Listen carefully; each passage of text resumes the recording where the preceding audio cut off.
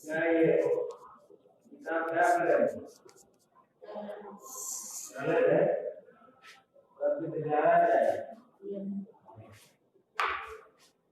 देखिए, हास्य बालक कवि सम्मेलन कोष्ठ में दिया गया है। विविध वेशभूषा धारण, विविध माने अनेक प्रकार के, वेशभूषा यानी पहनावा पहने हुए, धारण किए हुए, अनेक रंग के वस्त्र आभूषण वस्त्र पहने हुए, चत्वारा बाल कवयः, चार बालक कवि, मंचस्य ऊपरी, मंच के ऊपर, उपविष्टा सन्ति, बैठे हुए हैं। अनेक रंग के कपड़े को पहने हुए चार बालक कवि मंच के ऊपर बैठे हुए हैं। अधः नीचे श्रोतारा सुनने वाले, हास्य कविता श्रवायक इच्छुका, हास्य कविता के सुनने के उत्सुक हैं। कोलाहलम च कुर्वन्ति, और हल्ला कर रहे हैं। अब से देखिए, अनेक रंग के वस्त्र पहने हुए चार बालक कवि मंच के ऊपर बैठे हुए हैं। नीचे सुनने वाले हास्य कविता को सुनने के लिए इच्छुक हैं और हल्ला कर रहे हैं। इसके बाद संचालक महोदय जो हैं आते हैं और मंच का संचालन करते हैं। कहते हैं अलम कोलाहलेन, हल्ला मत करो, शोरगुल मत करो। अद्य परमः, आज अत्यंत ही हर्षस्य, हर्ष का अवसर है। आज बड़े खुशी का अवसर है। यत् कि अस्मिन् कवि सम्मेलने, इस कवि सम्मेलन में काव्य हंतारः, काव्य को नष्ट करने वाले, काव्य हंतारः, काव्य को नष्ट करने वाले, काल यापकाश्च, और समय को बर्बाद करने वाले, काव्य को नष्ट करने वाले और समय को बर्बाद करने वाले, भारत के हास्य कवि रिवंद्रा, श्रेष्ठ हास्य कवि समागता सन्ति, आए हुए हैं। आओ कहते भैया, ताली बजाकर, करतल ध्वनि से ताली बजाकर, वयम हम लोग तेसाम उन लोगों का स्वागतम कुर्मा, स्वागत करें। अब से देख लीजिए, संचालक महोदय जो हैं मंच पर आते हैं और कहते हैं अलम कोलाहलेन, हल्ला मत करो। आज यह हर्ष का अवसर है, हर्ष का समय है, खुशी का समय है कि इस अवसर पर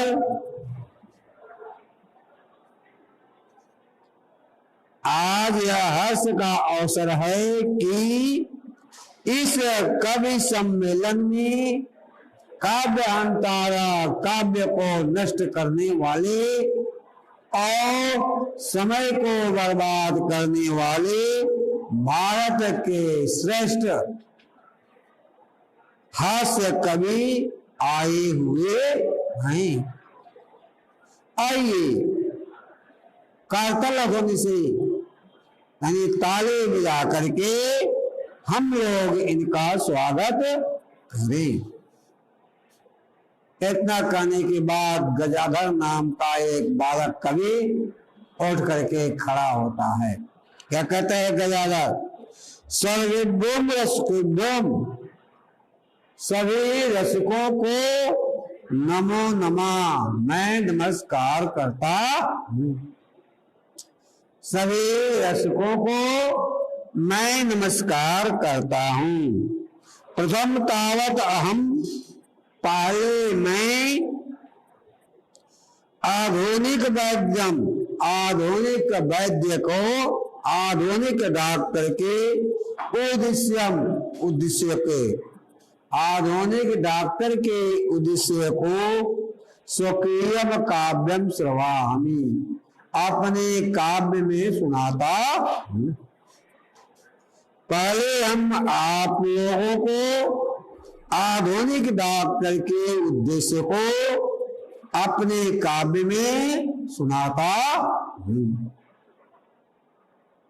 वैद्य राजा नमस्तभ्यम, यम राजा सहोदर,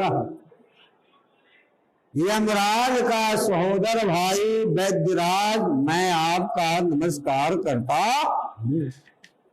यमराज का सहोदर भाई वैद्यराज मैं आपको नमस्कार करता हूं। क्योंकि यम तो प्राण हरती, प्राणों को हरता है। क्योंकि यम तो प्राणों को हरता है, लेकिन वैद्य डॉक्टर धनानि प्राणान, धनवान लोगों के प्राणों को हरता है। अब तो देखिए गजाधर कहता है सभी रसिकों को नमस्कार, सभी रसिकों को नमस्कार। पहले हम आप लोगों को आधुनिक डॉक्टर के उद्देश्य को अपने काव्य से सुना रहा हूं, अपने काव्य में सुना रहा हूं। वैद्य राजा नमस्तुभ्यम, यम राजा सहोदरा, यमराज का सगा भाई सहोदर भाई वैद्यराज मैं आपको नमस्कार करता हूं। यमराज का सहोदर भाई वैद्यराज मैं आपको नमस्कार करता हूं। क्योंकि यम तो प्राणों को हरते हैं, प्राणों को हरते हैं। लो वैद्य डॉक्टर जो हैं धनी लोगों के प्राणों को हरते हैं। चले हाँ देखिए, सर्वे उच्च हसंती, सभी लोग उच्च स्वर में हंसते हैं। इसके बाद दूसरा कालांतक नाम का बालक खड़ा होता है। अरे वैद्यस्तु सर्वत्र, वैद्य तो सब जगह है, डॉक्टर तो सब जगह है, परंतु ते नाम मादसा कुशला जनसंख्या निवारणे, लेकिन वे जनसंख्या के निवारण में मेरे समान कुशल नहीं है। कालांतक कहता है कि अरे वैद्य तो सब जगह है, डॉक्टर तो सब जगह है, लेकिन वे मेरे समान जनसंख्या का निवारण करने में कुशल नहीं है। मेरे समान जनसंख्या का निवारण करने में कुशल नहीं है। मम अपि काव्यम, मेरे काव्य को इदम श्रुवन्तु भवन्ता, मेरे भी इस काव्य को आप लोग सुने।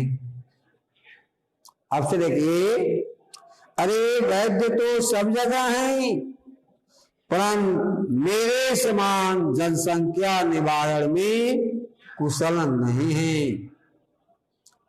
मैं मेरे इस काव्य को आप लोग सुने। क्या कह रहे हैं श्लोक में? चिंता प्रज्वलिता दृष्ट्वा वैद्यो विस्मय आगत, ना गतो न मे भ्राता कस्येत हस्तलांघव। चिंता से प्रज्वलित मुझे देखकर, चिंता प्रज्वलिता दृष्ट्वा, चिंता से प्रज्वलित मुझे देखकर वैद्यो विस्मय आगता, डॉक्टर आश्चर्यचकित हो जाते। चिंता से प्रज्वलित होकर मुझे देखकर वैद्य आश्चर्यचकित हो जाते हैं। ना हम जाता, ना तो वह मेरे पास, ना तो मैं उनके पास जाता हूं, और ना कोई मेरा भाई मेरे हाथ की सफाई दिखाता है। हस्तलाघव माने होता है हाथ की सफाई। यानी कहने का मतलब उसका यह है कि चिंता से प्रज्वलित मुझे देखकर वैद्य भी आश्चर्यचकित हो जाते हैं। मैं उनके पास नहीं जाता हूं, और मेरे भाई भी हाथ की सफाई नहीं करते हैं। चले, सर्वे पुनः हसन्ति, सभी लोग पुनः हंसते हैं। तब तीसरा बालक तुंदिला, यानी वह बनावटी अपना तो फैलाए हुए पेट जो है बढ़ाए हुए आता है, और करता क्या है? तुंदस्या ऊपरी हस्तम आवर्तनम, अपने पेट फूले हुए पेट के ऊपर हाथ फेरता है। अपने फूले हुए पेट के ऊपर हाथ फेरते हुए कहता है, तुंदिलो अहम भो, अरे मैं तुंदिल हूं, अरे मैं तुंदिल हूं। माम अपि इदम काव्यम श्रुताम, मेरे भी काव्य को सुनो, और जीवने धार्यताम च, और जीवन में इसे धारण करो। तुंदिल महोदय जो है अपने उठे हुए पेट पर के ऊपर हाथ फेरते हुए कहते हैं कि मैं तुंदिल हूं, मेरे भी काव्य को सुनो, और जीवन में इसको धारण करो।